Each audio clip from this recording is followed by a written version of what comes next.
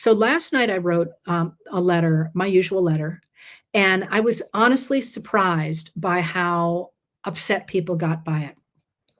I was angry about it because I felt like I pretty much killed myself last summer getting out the word about Project 2025 and with me and with other people and so on, and was on the road talking about it and, doing everything I could. And and yet all Trump had to say was, "I don't know anything about it. I'm not involved with that." For the mainstream media to say, "Oh, it's not true. If you say he's gonna do it, he says he's not, and, you're lying because he says he's not." And it made me kind of bonkers at the time, but when I started to actually look at yesterday's news and how it just bang, bang, bang, bang, bang was Project 2025, it made me angry. I'm like, we told you. We said this was gonna happen, and all Trump had to say was, "No, it's not," and you fell for it.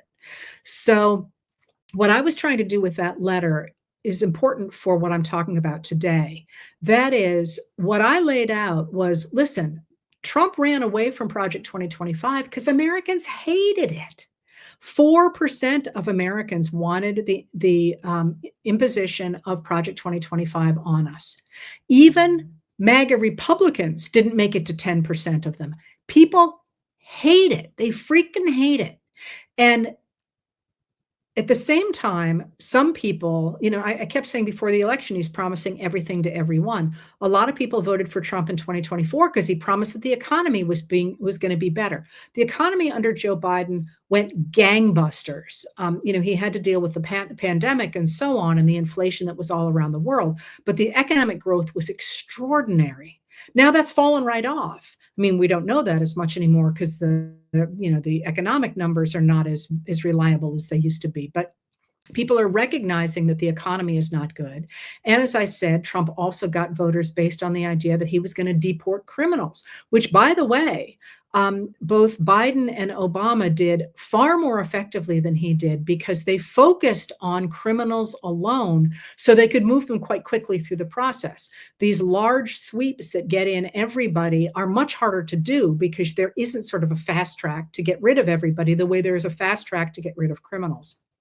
In any case, so what my point was that if people hated Project 2025 by itself, but they were willing to say, okay, maybe the economy, maybe border security, and now they're turned against him on that too, this is not an administration that is powerful. This is an administration that is hanging on by its fingernails. And the people who are enabling it are either all in for whatever reason they have, or they are simply trying to play to see what will guarantee a future political career for them. My personal opinion is that virtually none of them have a future political career, because if the MAGA Republicans take over, they're going to toss all those people overboard. And if they get rejected, those of us who replace them are going to toss all those people overboard. But they're playing in an old-fashioned system in which keeping your head down and playing by the party rules used to mean that you had a long career. I could be wrong, by the way. I'm just suggesting that this is not what we have traditionally seen in terms of carryover in times like these. But what I was trying to point to in that letter last night was that this is an extraordinarily weak presidency.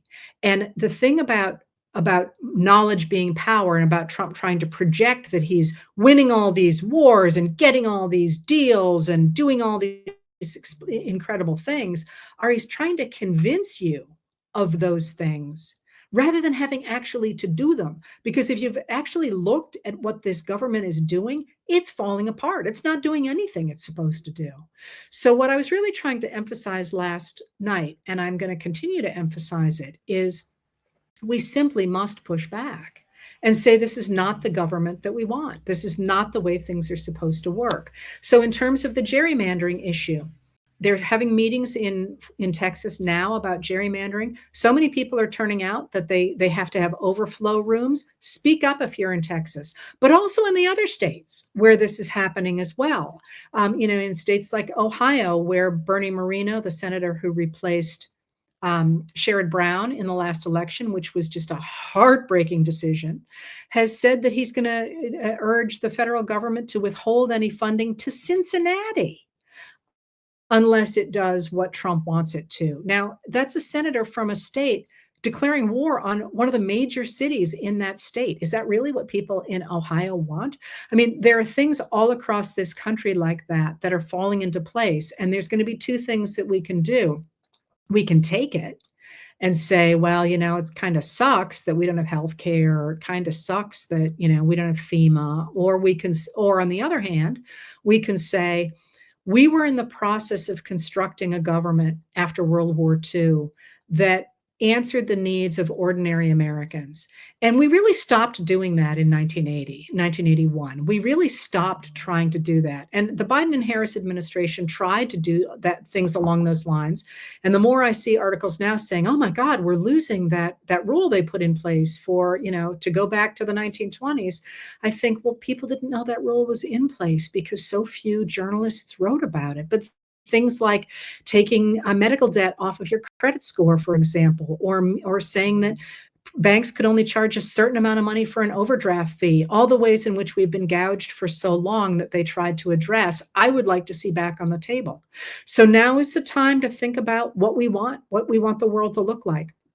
Because the Trump administration, as it is going to burn everything down.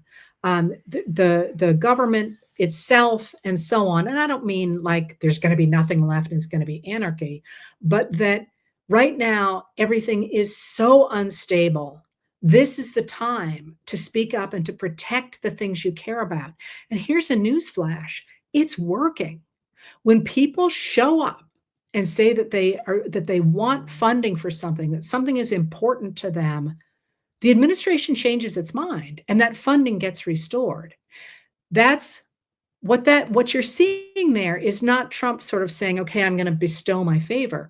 What you're seeing there is politicians recognizing that the American people care deeply about something. And if they want to get reelected, they better do it. So the more of that they see, the more likely it is that we're going to come out on the other side of this, not with what we had before, but with something better. Really going to be important in this time to recognize that in moments like these, when the cards are all up in the air, you get to catch them and put them into a new pattern. And just waiting for them all to fall into somebody else's hands is not the way to go, I promise.